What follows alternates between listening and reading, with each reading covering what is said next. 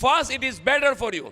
It is good for you. It is beneficial for you, physically and spiritually. Prophet Muhammad said, Sumu wa tusuhu. Fast and be good health. Even the Prophet Muhammad mentioned about this medical factor of the fasting, that fasting can give you a good health. Fasting is like reviving your body, your soul, your organs.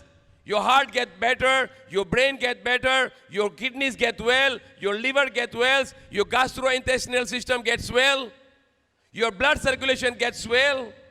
Everything is reviving in the month of fasting. If you have a problem with your diabetics, you can cure with the fasting your diabetics. You have a problem with high cholesterol, you can get well with the high cholesterol problem in the month of Ramadan.